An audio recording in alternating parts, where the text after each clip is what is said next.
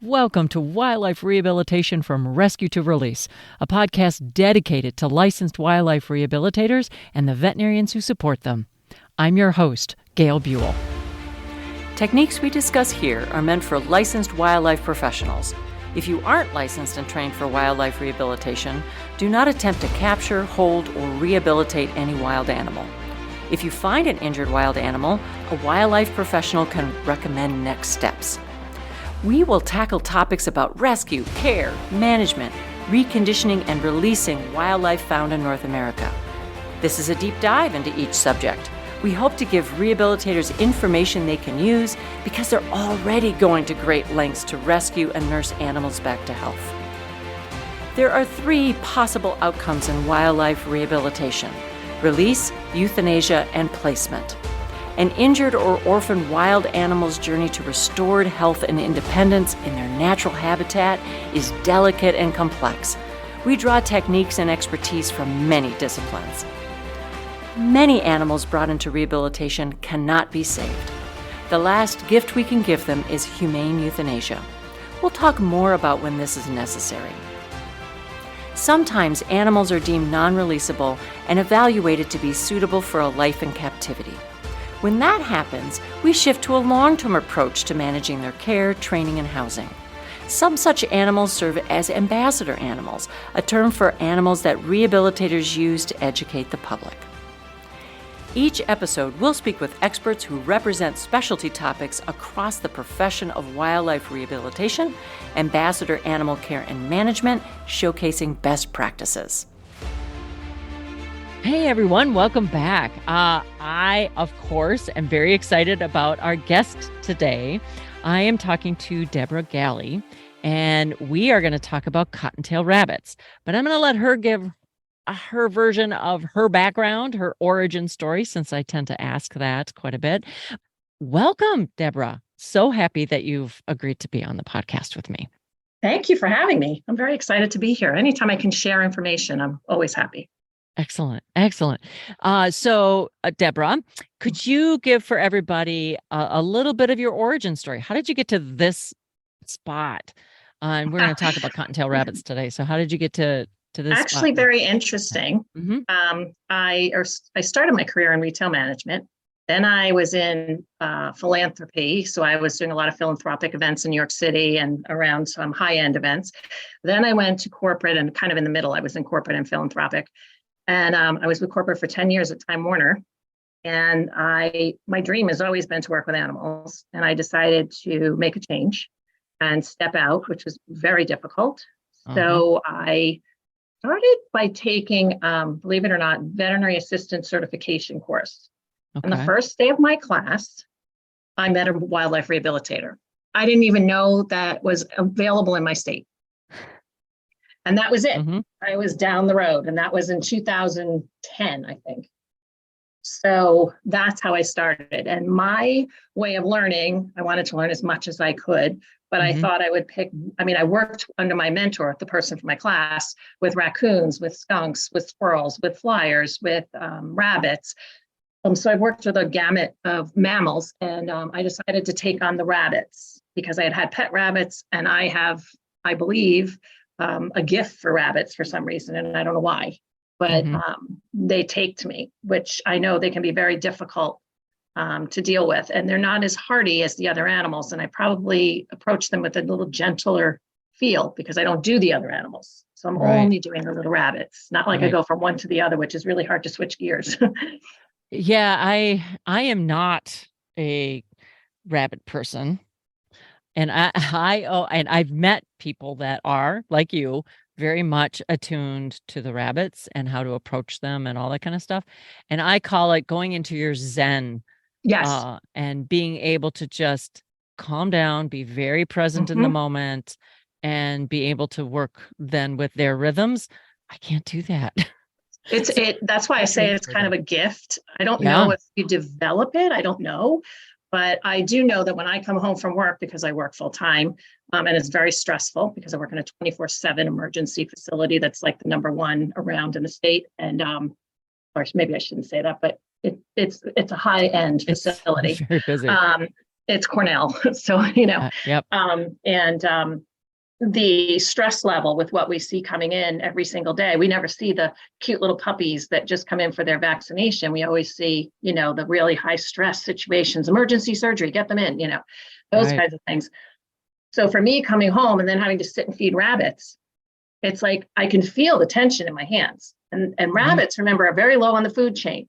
So they are attuned to everything. And even though you're holding one that can't see, right, because his eyes are closed, their ears are back, they can still sense. They were born that way. Right. I believe that they still know if I'm really tense, they're going to know that I'm really tense, and I'm not going to get them to eat. Right. Right. And it could be that if you had when you were working with them up to that point, and, you were in that Zen place, and now you're really tense for whatever reason, it could be just that you feel different to them. And they're like, wait a second. Yep. Something's wrong. Something's wrong. And they may feel in my, I don't know, how does your blood pulse? How does your blood pressure? Things like that they feel. We don't feel. So I have to really go into a Zen before I can touch the rabbits. I won't touch them until I Zen. I might even have to have a glass of wine. Whatever it is to take me down a notch. I have to do it. Sure. And that's just a pro tip. We're going to be talking about pro tips. Have a glass of wine before your rabbits. I don't recommend more than one, because remember, you're dealing with rabbits and they're very quick, and it's also easy to aspirate them. Just a plug. Just a plug. We have to moderate that just a little bit, but I thought I'd put that in there. So here I'm going to ask, so you're in Connecticut and doing rabbit rehabilitation, and I know that you've had to deal with this question before, maybe from other rehabilitators, but more than likely not rehabilitators, but the general public, maybe the Department of Fish and Game or Department of Natural Resources, whatever. Why rehabilitate rabbits? They're everywhere. And that's a good question, but I believe that any species should be rehabilitated if it's possible and be given a second chance. Also, rabbits represent a huge food source. So while you say rabbits are everywhere, I know personally where I live now, no one had seen rabbits for years, because I'm sure they were picked off by the bobcats and everything else. And then Deborah arrived and she's released several rabbits in her backyard. And now I hear people, I see people on Facebook saying, oh my gosh, there's a rabbit in my yard. Wow. So, yes, that becomes, now it's replenished, or the food chain. Obviously, they're going to be eaten at some point. But I do believe that every animal deserves the chance. And especially because most of the time, the human aspect is the cause of them being in rehab. Right. The anthropogenic. And when you go down that road, it's not natural. If it's a natural event, that's different. But when it's your lawnmower or your dog digs up a nest, now it becomes something that's a people issue. Right. It's not and the animal does deserve that right. Yeah, we're in what's called the anthropogenic age right now, and that's because humans are we impact everything. We do. Everything. So no, I totally agree. And cottontails are not like an endangered or threatened species, but there are many rabbits that are species of rabbit that are endangered or threatened around. And we have one in Connecticut. We have the New England Cottontail. Oh, yeah. So that is an endangered species. Rarely would you ever get one into captivity. The one time that they thought I had one, I thought I had one, and I contacted our DEEP, because that's what you're supposed to do if you do think you have a New England Cottontail. They thought I had one. It was the most stressful rehab I've ever gone, because every day they would contact me and ask me what the rabbit ate, how much the rabbit ate, how much the rabbit weighed. I was going to lose my mind with this little rabbit. And they actually came down and did a DNA test in my house. And she wasn't a New England Cottontail. Thankfully for her, because she was going to go into a breeding tank. And they do release them after 3 years, but she would be used to breed if they could have. And I also learned a lot about New England Cottontails and how to identify them if I were to have one come into my center. But they're very difficult to identify, and it does require DNA testing to be absolutely certain. Wow. Yeah, we don't have in Minnesota, where I am, we have cottontails, we have some hares, we have, certainly jackrabbits, things like that, but we don't have any endangered or threatened species of that. So, but we do of like bats or other things. And we do. A couple of the bats are very difficult to tell from each other. Yep. Except for a little measurement in their ear. Well, that's like the New England cottontail. It's the occipital lobe, and like I think the shape of the skull. And obviously, if you have two of them together, the New England is a little smaller in size than the regular cottontail, and the ears are lined in black, right? Okay. But you can have Eastern cottontails with the ears lined in black, so it's, you know what I mean? Like it doesn't separate. And then where a lot of the Eastern cottontails that have gotten in have the white mark, right? The kiss. Yes. Yep. But these have a black mark. But the difference is that the one I had a black mark. But what the deep folks told me was that you go all the way down to the scalp, because for the New England cottontails, it should go down to the scalp, whatever this black mark is. Okay. So, are there ways to pretty much identify maybe like with certainty? Yes, but they still require either feces or a absolute DNA test to determine for sure if they're going to put them into a breeding program, right? Oh, exactly. They need to have that. Yeah. Exactly right to do that. That's wow. Well, I'm learning a lot already. This is amazing. Yay. So, okay.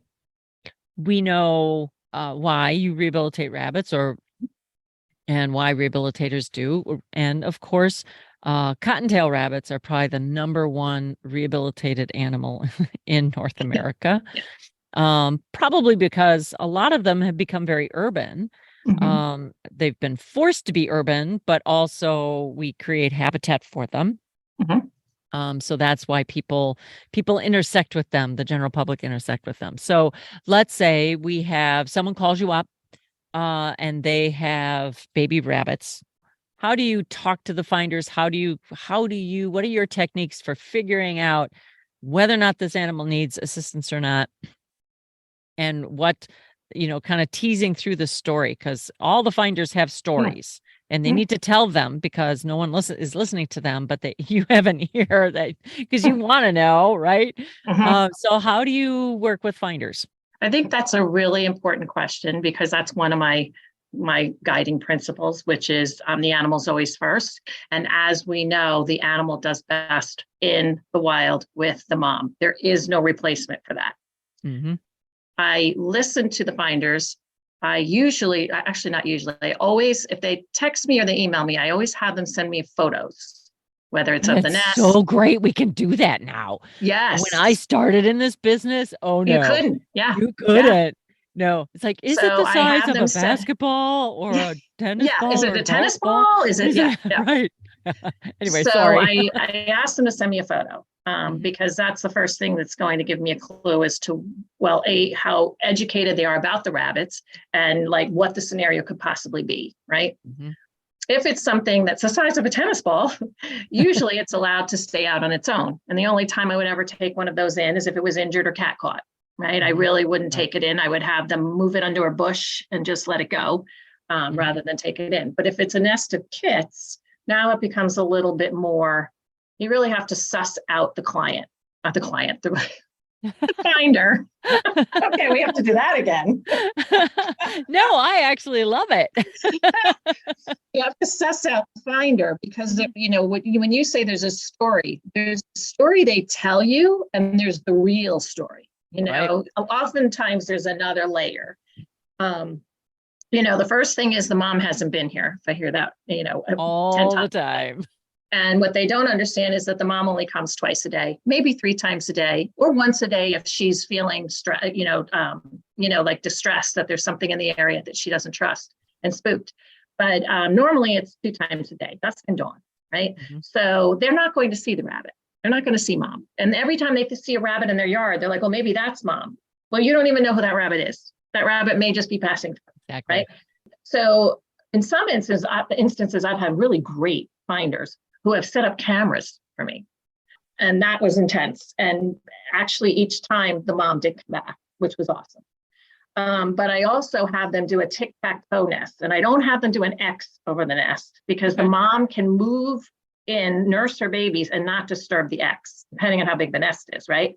But if you do a tic-tac-toe of the same substrate, like grass, blades of grass, and it doesn't have to be an exact tic-tac-toe, but like a collage of pieces, so that you take a photo and then the next morning after sunrise, you check that photo and see if any of those blades of grass have been disturbed.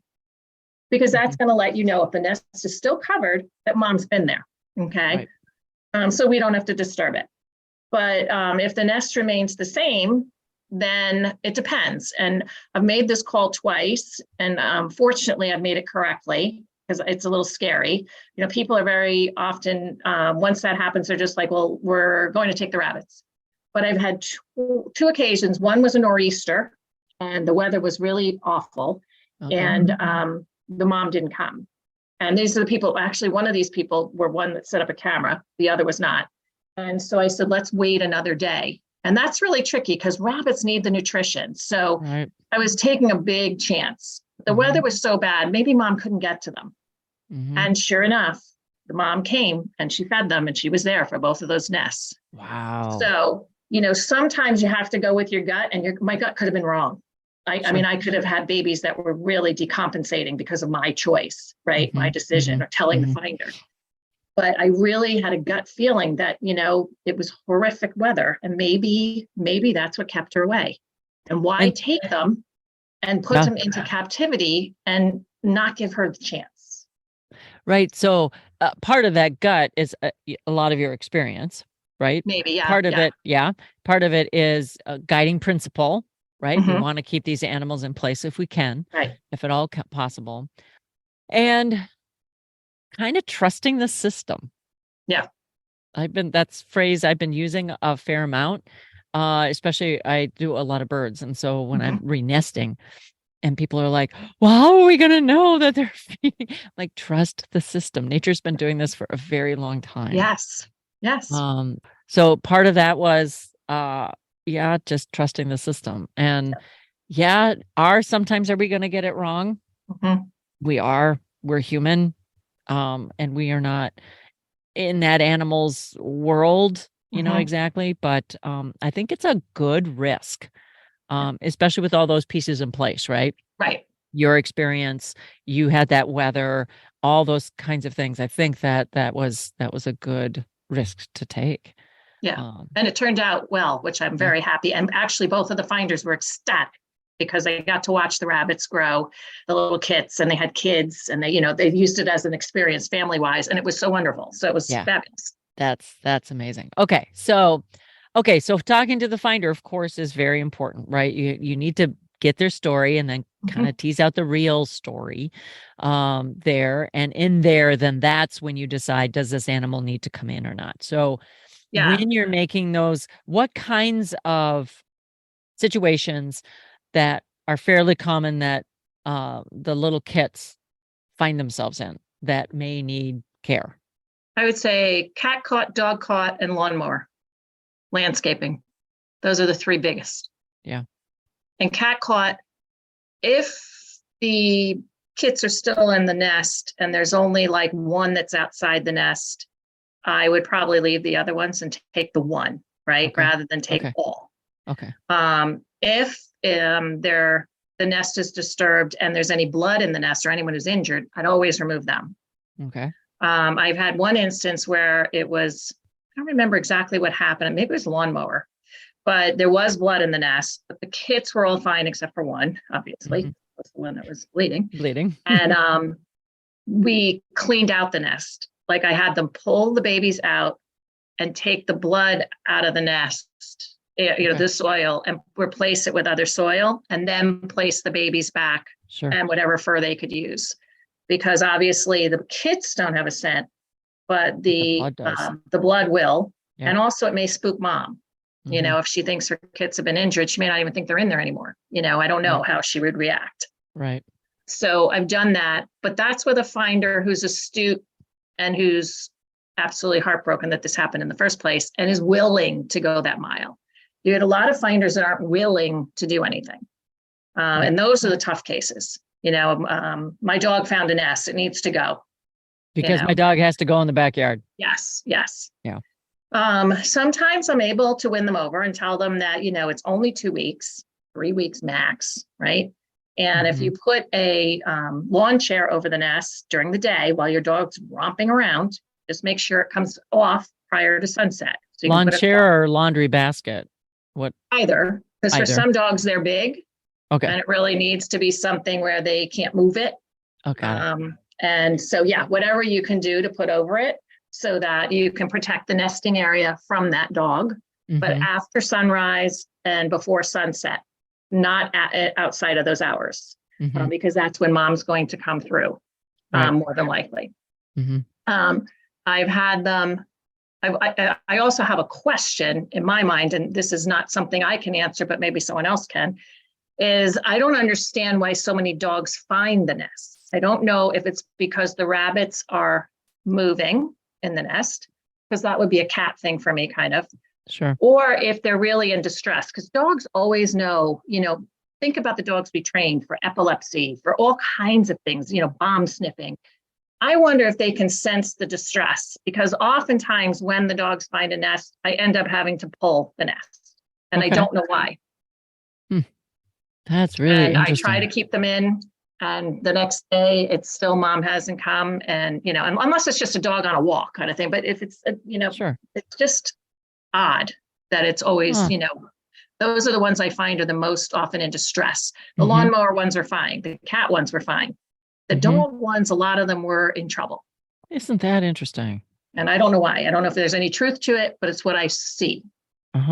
So, oh man, something to kind of start talking about, because like I said, I'd be interested if other rehabbers have the same experiences. Is it more that the dogs do have a sixth sense, or not? Right.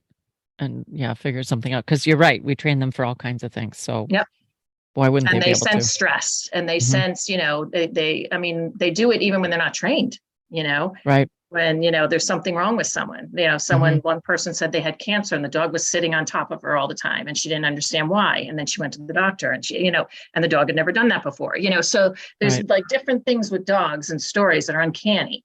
And I just wonder, because they do have that sense their nose is much stronger than ours, and they're keener in a lot of ways than we are. Right. Yeah. We don't rely on our nose and eyes. Yeah. I mean, we have them, we rely on them. We think they're great. Right. They are great, but not as great. No, a dog can, the sense of smell, but even like just their perceptiveness or their intuitive, what they feel. I don't know if we rely on those instincts or those features, whatever, as much as dogs do. Okay. So you're trying to keep the babies in place, and what types of maybe action items? You said set up a camera, set up a tic-tac-toe. I love that, actually, and I'm going to adopt that. I have a great tic-tac-toe photo if you want, from one of my finders. She was amazing. We'll put that in our resources so people can have an idea of it's absolutely, it's floating around because people have found it in my presentations, or I've sent it, and like I see it, like I saw it in someone's presentation recently, and I'm like, it's my photo. Well, we'll give you credit. We will totally give you credit. No, but it's perfect because at least the message is out there. Yes. Yeah. I that's loved certainly it. what we want. Right. That's exactly what we want. So, what are there other action items? Yes. Keep your dog inside or keep it on a leash during those 2 for weeks. A couple of weeks kind of thing. But I also, so let's say we're unsure of whether the mom's been there, right? So now my next step for them would be to take one of the buns. And usually I tell them, just put your hands in soil, so that you're kind of earthy, and then pick up the little baby, because they're like, do I have to wear gloves? And they can wear gloves if they'd like, but most of them don't wear gloves. But I just rather have it a little earthier than just, I don't know what their hands have been doing, with chemicals. Right. So, and then I ask them to photograph. I usually prefer seeing the baby all like together, like a whole photo of the baby, because I can look at the eyes. Are they sunken? Certain things that you can notice. But I also always ask them to do the abdomen, because this way I can tell if mom has been there, because if it's got a milk line, then definitely mom's been there, right? We don't have to worry. If there is no milk line, and this is what happened, I think, with the nor'easter, there was no milk line, but the baby's stomachs were fine. They weren't all wrinkly. You know how the babies get dehydrated and you can tell they're wrinkly. These weren't wrinkly. They were perfectly fine. It's just that they hadn't eaten in probably 12 hours or 18 hours or whatever. Right. So if that's the case, I might try again. If it's to the point where their bellies are wrinkly, their eyes are sunken, they look, then I have them pull them. And then I give them instructions on what they need to do. As far as, the 3 things I always tell them: dark, warm, quiet. Those are the 3 things I need. I don't need anything else. For pretty much everything. Yeah. Don't feed them. Don't touch them.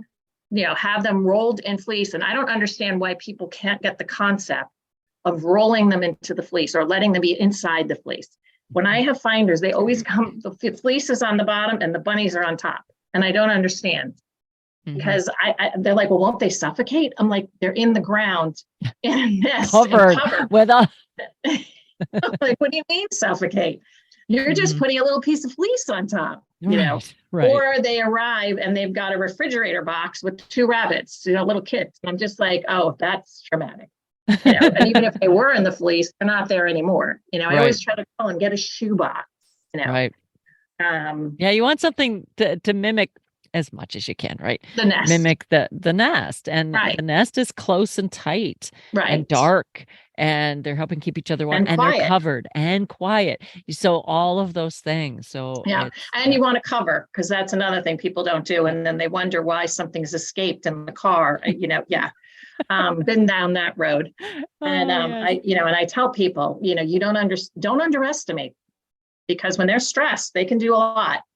So they think it's their life. Right. And so they're going, Yep, it kicks in, and they are just, all about escaping, survival. Right. Survival. Okay. So this is great. So as far as action items for our finders, and here's a situation that I consider a natural situation, but it's happened to me several times, and you'll hear from a finder, I saved this baby from a crow. Yeah. What do you do in that situation? I've had 2 situations like that just recently. And they were bigger rabbits, not kits. And the first one, it was 2 little boys, 8 and 10, that saved a rabbit from a hawk. Okay. And their mother brought it to where I work. Because everyone says, oh, just bring it here. Deb will take care of it. So I met them in the parking lot, and the rabbit had, talon mark. He was really kind of degloved and looked terrible, poor thing, and obviously traumatized and petrified. Right. And the 2 little kids are there. So what am I supposed to say? Right. I didn't want to traumatize them. They felt like heroes. And I was like, oh, I understand you boys saved this rabbit, kind of thing. I said, well, let me tell you. The hawk was looking for food, but the hawk dropped the rabbit. So that's why they saved it, right? Okay, so, and the hawks do that. They will drop them to kind of knock them out, right? So the boys did really honestly think they were saving the rabbit. So I couldn't chastise them on anything. Oh gosh, and never, No, and I would never want them to feel badly. But I'm thinking to myself, so now another rabbit's going to be gotten. No, but I said to the boys and their mom, I said, look, I will take the rabbit inside, because the first thing I did was do a quick exam. First thing I want to make sure, do the 4 feet work, right? 4 legs, 4 paws, whatever. And I wanted to make sure the back felt to me that it was intact, the whole lining of the back, the spine. Okay. So those 2 things felt okay to me. So I said to the family, I said, look, I'm going to bring the rabbit in. I'm going to have one of our criticalists look at it for me, because she will, even though we don't do wildlife. Just so everybody knows, Cornell does not do wildlife. Right. But I happen to have friends there. So I asked her to look at it with me, and she agreed. There was no spinal. And I had told the boys and the family that if there was a spinal fracture or pelvic, fractures, that I was going to euthanize immediately, because it's not fair to the rabbit, and we'll never be able to rehab this rabbit because it's an adult. It's not going to last in captivity or stay still for us. But if not, I will take it home and I can take care of the degloving. Sure enough, I was able to take it home and take care of the degloving, and the boys were like thrilled over the moon. So we did save the rabbit. I did release the rabbit. Wow. The second one happened 3 days ago. There was a call to one wildlife person who suggested me. The person contacted me. They said they could get there in 18 minutes. The rabbit only had a degloving on the top of its head, and it was a hawk attack. Okay. So I said, okay. They brought me the rabbit in a box, and the whole bottom of the box was like bloodied. And I'm like, okay, so there's more going on than just what's on the top of the head. Right. So I picked up the rabbit. All of the rabbit's internal organs came out. Oh my God. And the rabbit's alive. And I looked at the woman and I grabbed the box and I just said, I'm sorry, I'm going inside. This needs to be humanely euthanized now. And I ran inside and just yelled for a doctor, and the doctors came out and euthanized him immediately. But I was just like, I've done that where I've scooped something up in a blanket and not looked because, you're just getting it out of danger, right? The middle of the road. Right. So I understood what she did. And I told her, I explained to her, I've done the same thing, but again, the hawk dropped the rabbit. So, it's like people don't understand the natural predatory of how the hawk hunts, so there's more education that's needed. Because then I think they would leave the rabbit. The rabbit was going anyway, so they would leave the rabbit. Right. So we had one good outcome and one not so good. Not so good. Yeah. And it depends on the good outcome. Good outcome from that rabbit, that first rabbit. Yeah. The hawk, of course, had to do more hunting. Yes. To find food to feed its family. And another rabbit had to be taken. So now 2 had to be traumatized. Right. The bad thing about the one that had to be euthanized, but yeah, I don't remember what it was. That's quite all right. So now we have some common situations, and now you determine that the kits need to come in for care. So when you get them in, what are the very first things you do? The first things I do is I know they're traumatized because I know whatever directions I gave the finder were not followed correctly. And even if they were followed, right? Yeah. It's got to be still traumatizing. So they're in a car and I tell them no sound. You know that they were talking on the phone or had the radio on. There's no way a driver, like a wildlife rehabilitator, would drive to my house for 40 minutes and not have some form of entertainment. I'm sorry, it just doesn't happen. They're just not going to tell you. It doesn't happen. And they're like, well, we were talking softly, Yeah. Okay. So immediately I take the rabbits from them. And the first thing I want to do, if they're not bleeding kind of thing or needing immediate attention, I put them in heat, in my fleece, and I let them stay there for about 20 minutes at least. Sure. Just quiet, calm, warm, because the warmth is the key. And obviously these babies have been cold, warm, in the time frame that we've been dealing with. So I get them warm. And what I say to people is, when I take them out to assess them, I kind of do a quick physical. And sometimes the physical's longer, but you always do it the same way. So if you're starting with the head, and then both the feet are fine, the back is fine, they look fine, their feet are fine, there's no wounds, there's no wounds on the abdominal side, that's great. But if the rabbit starts to get cold or the rabbit starts to really stress, I put them back on heat. It's not so important that I get all that info at one time, right? It's more important that the rabbit stays comfortable. And most of the time, if you're dealing with kits and all, you're looking at the eyes, to see, are there any wounds or issues? How dehydrated might they be? That kind of thing. It's mostly when you get the older rabbits, there might be other things going on, gloving and things like that, maggots, all those friends. But usually with the kits, it's a little simpler.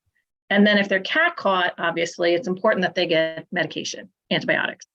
So working with your veterinarian, because there are certain, if our listeners aren't aware. In the state of Connecticut, you have to have a wildlife vet that works with you. Yep. So my wildlife vet works with me. Right now, she's not really seeing any wildlife because of all the zoonotic, or not even zoonotic, but all the diseases that are out there, whether it's RHDV2 or, like the avian flu, because they do exotics, right? So you can't be working on birds in your hospital and have something come in that's wild that's now going to transport something that's contagious. Exactly. But my guess is that you have figured out standard operating procedures with your vet. Yep. So that she knows exactly. And she also has been working with me for several years. So she knows that anytime I brought her anything, that's another thing. Never waste your vet's time, right? If you're bringing your vet something, it either needs, I know it needs to be euthanized. Okay, I would bring that to my vet. I think there might be a back fracture, a pelvic fracture. I need your expertise. Otherwise, I can euthanize, right? So use your vet's time wisely. They're there to help, but they also have other things to do and they're very busy. So I try, and with my vet, she knows how I work. I am not going to bring her something unless I really have a problem with it. Right. And so she appreciates that. So if I call her and say, like, I don't want to get anyone in trouble, but I had a rabbit that had come in, it was a weed whacking accident and had its throat slashed. And I needed Pengen because he had aspiration pneumonia and I couldn't get it in time.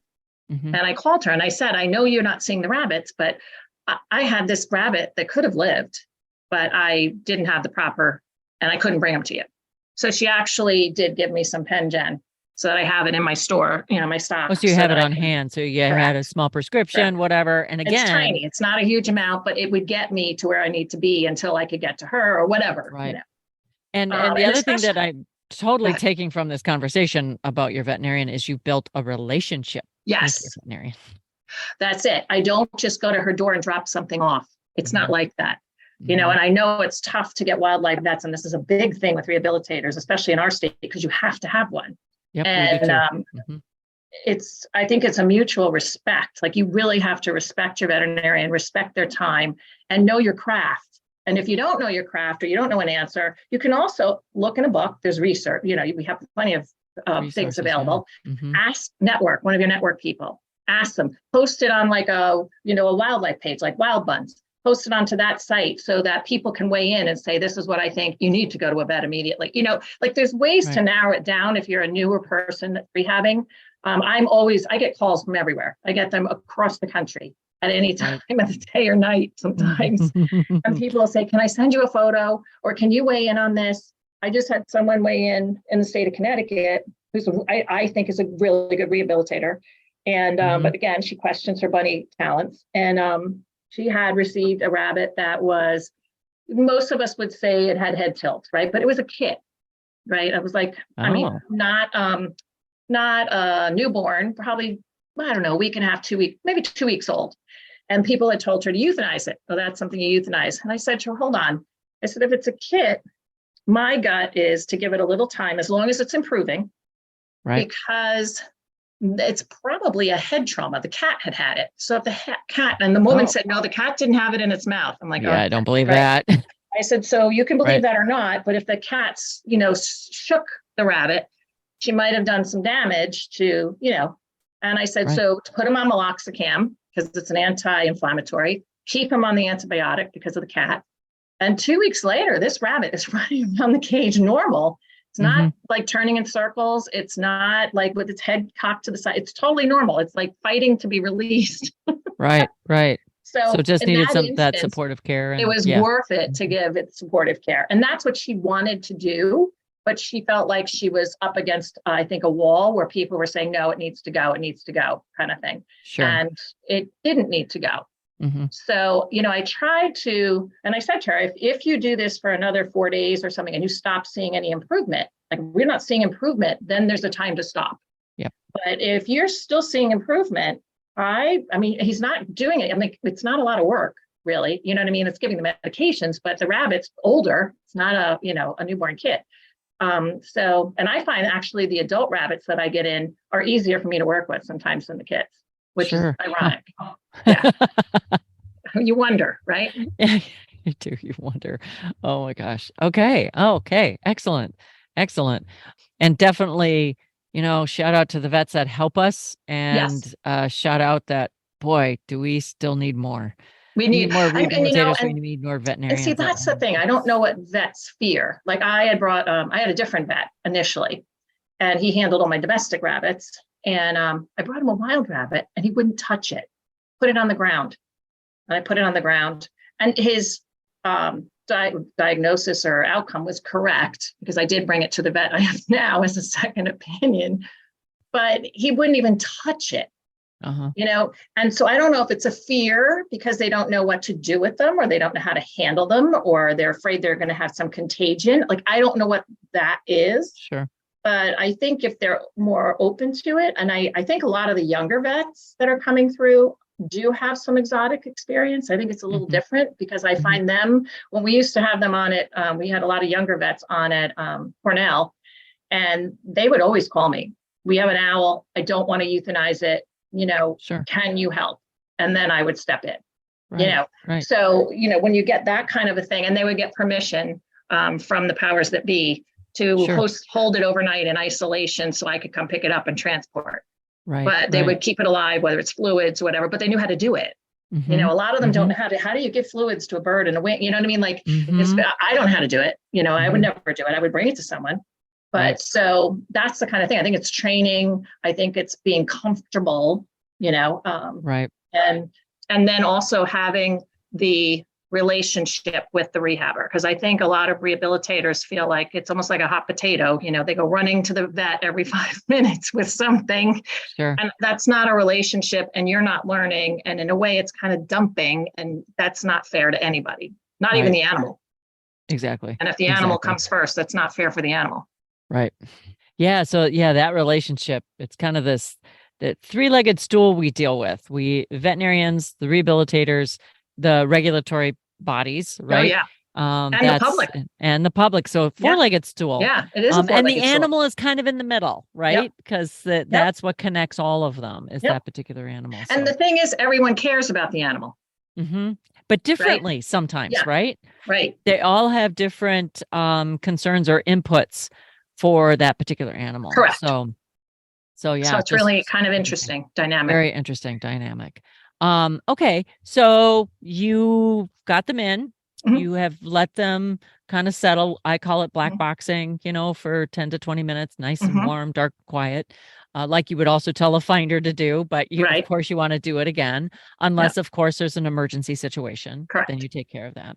Okay. So now let's say we have, and maybe what we'll do is kind of go through the different stages of development if we've got a young one, but now you determine that this particular kit is healthy. Besides maybe some dehydration. Yeah. Well, and dehydration's key, because for rabbits, most animals, but especially for rabbits, if they're not hydrated enough, they're not going to absorb anything. And the only thing you're going to do is glut up that gastrointestinal. Sure. If you start putting in medications, like even the antibiotics for cats, for cat caught, I always hydrate first. It's going to take you a few seconds longer. The medication can wait that long. And you want to get something in that gut that's going to hydrate. And my initial is usually electrolytes. I use Electrostat, I think, from Fox Valley, maybe. Yeah, Fox Valley. But I also will make my homemade electrolytes, because there's a formula for that with a certain, you obviously have to use the measurements correctly, or you lose the electrolyte kind of well, maybe viability. We can get that recipe and we will put that in the resources. Yeah. Okay. Because if I'm in a pinch, I will use that. If you're somewhere out on the street and you're near somebody, and I can say, do you have salt, sugar, and distilled water? And we'll go into that too, because distilled water is really good for rabbits, for probably most animals, but at least bottled water or something. But because tap water has so many different elements. But and then you can mix it. Usually you're mixing too much and you're going to have to toss it, but you can get what you want for that 2 milliliters or whatever. Right. But that's all I care about at that point, is getting it in. You can also do Pedialyte, although I only do the natural Pedialyte. Like I don't do the flavors that are artificial. I don't like it for the rabbits. I don't like doing anything artificial for any animals, but especially rabbits. They're too delicate. And that goes with one of my things, which is less is more, one of my guiding principles. Right, your guiding principles. Yeah, we're going to be sprinkling these. Yes, and they're just, all my guiding principles. Because what I do is I take them out, make sure they're warm, and I make sure everything's prepared. So the Pedialyte and everything is all prepared. It's warming. The little heating pad is set up with the fleece. Everything is set up. My scale is here. It's all set up. So the rabbit only has to be out for the maximum time they're going to be out is the least amount of time I can do everything in, rather than keeping them out and keeping them cold. And that's a good principle for any wildlife rehabilitation, right? Is you take that time when they're being black boxed to get everything quietly ready.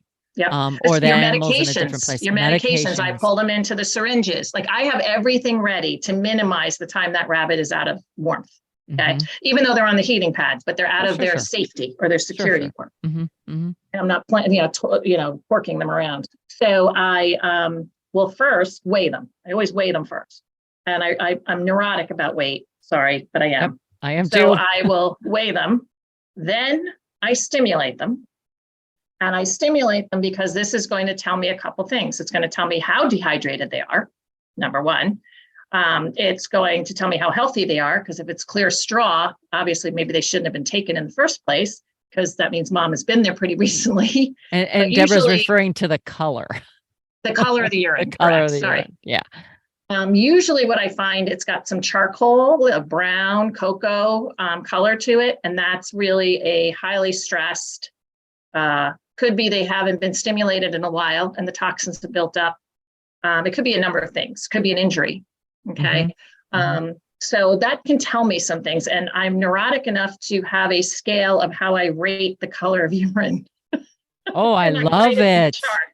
I love it. And then I weigh them. I weigh them again because now they've excreted all that urine. So I weigh them again. And then I will proceed with the, the hydration and if they need the medication. And then immediately they go back into their little box and they stay there. And I go through all of them same way. Oh, and I weigh them after I give them the Pedialyte as well, just because. And then when they come out again, which will probably be in about, I don't know, maybe an hour, not that long. I'm going to start with, if they're all good, I'm going to start with 25% formula, 75% water. Okay. And I'll try that. Usually they are not amenable to that. They actually like the Pedialyte better than that.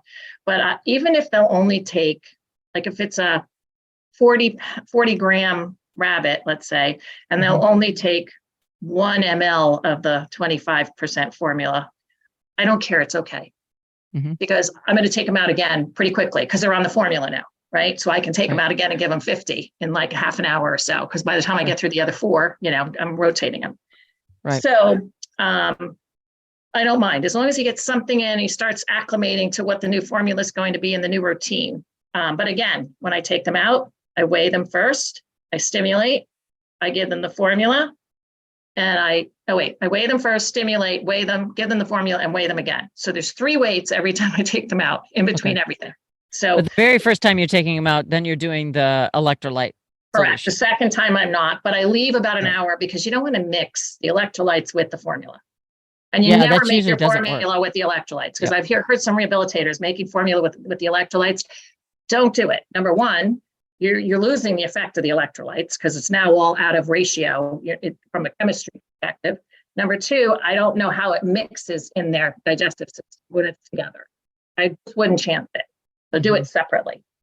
And when we were talking about, I was talking about distilled water. I find, and this was in my advanced rabbit presentation that I did a lot of research on, that the water that we use, everybody's water is different. When rehabilitators like, oh my gosh, I'm finding this with the rabbits, they're all dying. Oh, it must be the formula. I'm like, there are so many variables in the situation. You're all using your water. Every water is different. You're all you can't narrow it down to just the formula on a flip, right? Right. But one thing I will say about formula, if you're buying formula on like Amazon or something, and the price is like half price, if it's too good to be true, it is. They could be knocking it off. It's not what you're going to get from whoever the manufacturers are, or the Chris's Squirrels and More, or wherever you order your formula. So you want to get it through a reputable source. I would never purchase something that was half off through Amazon. I don't care. It's a great deal, but I'm going to sacrifice my rabbits and I spent too much time and I'm not doing it. Right. Right. But with that, so the distilled water is what I use now. And the reason I use it is because everyone's water is different. So if you have like well water or something and you're really sure of your water, that's fine. But most of us have tap water, and even our bottled water isn't as pure, right? And it can have minerals, which the rabbits do need the minerals, some of the minerals, but it has chlorine, could have radon, could have so many things in your water, rust, from the pipes, anything. And look at the rabbit you're feeding, and it doesn't take much of whatever that material is to affect this little body, right? That has nothing. Right, the contaminant. Yeah. Yes. So if you're using distilled water, it's like vaporized and put into another container, right? And all the materials that could be contaminants stay in the old section. So distilled water is actually pure water. Sure. And that's what I will feed them, the pure water. Usually the formulas have a mineral content and you can check it. And that's another thing that we can talk about is formula, because that's a biggie. Yeah. But the water being pure, I think, has a positive effect on the rabbits. Because remember, they have nothing in their digestive tract. And if you're getting them really tiny, really young, then they haven't spent enough time with mom to have their their gastro tract lined with those good antibodies, right? And even the colostrum, I just read, again, in this advanced rabbit presentation, that colostrum obviously is extremely important to the rabbits, but only like the first day, the first 24 hours. So people that are getting a rabbit in and they're, 3-4 days old, using the colostrum is not going to help. It's the initial. I don't know what the name of it is, but I did buy a form of colostrum that's safe for rabbits that I have in case if I get them in that first day that I can give to them. It's cow, of course, bovine, but it's probably better than nothing, Right. And that's what I found in my research. When I talk about less is more, and we can talk about when we get to formula, but there's a couple of things that are okay to add to formula. And there are a lot of things that are not okay to add to formula. That was Deb Galle, a Connecticut-based wildlife rehabilitator who specializes in caring for North American cottontail rabbits. Thanks for tuning in. We had a very detailed discussion, so we divided it into 2 parts. In part 2, we continue on to discuss care after intake, formulas, feeding techniques, digestive health, wound healing, pre-release conditioning, and of course, release. Lots of valuable information to come, so I hope you'll join us for episode 4. Wildlife Rehabilitation from Rescue to Release is a production of Partners for Wildlife, working hand in hand with wildlife rehabilitators and veterinarians to improve the welfare of orphaned, ill, and injured wildlife. Our executive producer is me, Gail Buhl. I'm the Partnership Coordinator for Partners for Wildlife at the University of Minnesota College of Veterinary Medicine's Raptor Center. To learn more about the Raptor Center and Partners for Wildlife, visit raptor.umn.edu. Our producer is Kurt Clockey. Special thanks to our guest Deborah Galle, Partners for Wildlife, and the Raptor Center at the University of Minnesota College of Veterinary Medicine. And that's our show. Hope you'll join us again next time.